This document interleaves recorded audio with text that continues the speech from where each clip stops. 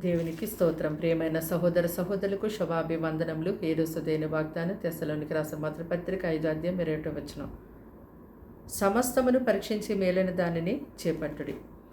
చూడండి, ప్రభు అయిన యేసుక్రీస్తు వారు తన రక్తాన్ని చిందించి ఈ లోక ప్రజలందరినీ కూడా తన ప్రజగా చేసుకొని ఆయన తన వాక్యం ద్వారా ప్రతిరోజు వారితో మాట్లాడుతూ వాక్యం అనే బతుక స్నానం ద్వారా పవిత్రపరిచి పరిశుద్ధపరిచి తన రాజ్యానికి వారసులుగా చేసుకోవాలని ఆయన ఈ లోకానికి వచ్చారు.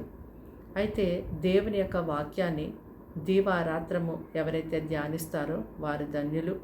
అంతేకాదు దేవుని యొక్క వాక్యాన్ని ప్రతిరోజు ధ్యానించడం ద్వారా క్రీస్తు కొరకే లోకమందు మనం జీవించినంత కాలము ఎలా జీవించాలి అనేది తెలుసుకోగలుగుతాం. దేవుని యొక్క వాక్యాన్ని మనం ప్రతిరోజు వినుట ద్వారా ధ్యానించటం ద్వారా ఈ లోకమందు దేవునికి విరోధమైనటువంటి కార్యములు ఏమైతే ఉన్నాయో వాటిని మనం చేయకుండా ఉండగలుగుతాం. దేవుని యొక్క రాజ్యానికి ఎలాగా మనము సిద్ధపడాలో తెలుసుకోగలుగుతాం. అయితే ఈ లోక విషయాలలో మనము వెళ్ళిపోతున్నప్పుడు దేవుడు తన యొక్క వాక్యం ద్వారా మనతో మాట్లాడుతూ ఉంటారు కనుక ఆ వాక్యాన్ని బట్టి మనము దేవునికి విరోధమైనది ఏదో విడిచిపెట్టగలుగుతాం. కనుక దేవుడు తన వాక్యం ద్వారా మనకు అదే మాట్లాడుతున్నారు. సమస్తమును కూడా మీరు పరీక్షించి మేలైన దాన్ని చేపట్టేవారుగా ఉండాలి అని.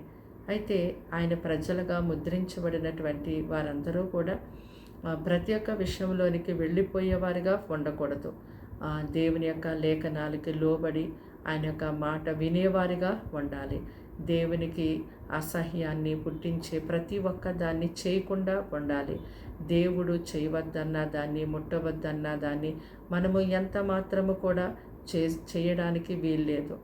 దేవుని యొక్క మార్గంలో నడుస్తూ కూడా ఇంకా లోక మార్గంలో నడిచేవారిగా ఉన్నప్పుడు ఈ లోకంలో మనకి శ్రమ కలుగుతుందని ప్రభు సెలవిచ్చారు.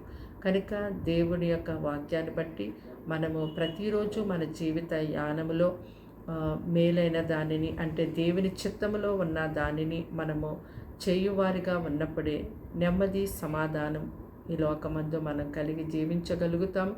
అలాగుననే దేవునికి మంచి సాక్షులుగా ఉండగలుగుతాము. దేవుని యొక్క చిత్తము మన ద్వారా ఈ లోకమందు గొప్పగా నెరవేర్చబడుతుంది. ప్రార్థన. దేవానికి వందనములు, స్తోత్రాలు, స్తుతులు చెల్లిస్తాం తండ్రి. మాటలు వింటున్న నీ బిడ్డల్ని రక్తంతో కడిగి ముట్టి స్వస్థపరిచి బలపరచండి. వారికి వారింటి వారికి రక్షణ ఇవ్వండి. ఇదిగో తండ్రి నాయన అప్పు సమస్యలతో అనారోగ్య సమస్యలతో వారు ఉంటుండగా వారికి సహాయం చేయండి. సంతానం లేని వారికి సంతానం దయచేయండి. చదువుకుంటున్న వారికి జ్ఞానం ఇవ్వండి. ఇదిగో ప్రభా, ఎవరైతే నీ తట్టు తిరిగి వేటి కొరకైతే కన్నీరు కాచి ప్రలాపిస్తూ ఉన్నారో, వేడుకుంటూ ఉన్నారో వారి యొక్క ప్రార్థనకి జవాబు దయచేయమని అడుగుచున్నాము దేవ. మా దేశాన్ని, జిల్లాలు, గ్రామాలు, ప్రాంతాలందరినీ కూడా రక్షించమని మేము అడుగుచున్నాము తండ్రి. ప్రార్థిస్తున్నాము, సహాయం చేయండి. ఈ దినమంతానే బిడ్డలకు మంచి ఆహారం ఇచ్చి, నెమ్మది, సంతోషం ఇచ్చి, పోషించి, కాచి, కాపాడమని సమస్త విషయాల్లో సహాయం చేయమని నీ కొరకు వారి ప్రత్యేకముగా జీవించులాగున ఆశీర్వదించండి. మేలుకరమైనది నీ చిత్తములో ఉన్నది ఏంటో గుర్తెరిగే జ్ఞానము తండ్రి, దైవ శక్తి, దైవ జ్ఞానం నీ ప్రజలకు మెండుగా దయచేయమని యేసు నామమున అడిగి వేడుకుంటున్నాం తండ్రి. ఆమేన్.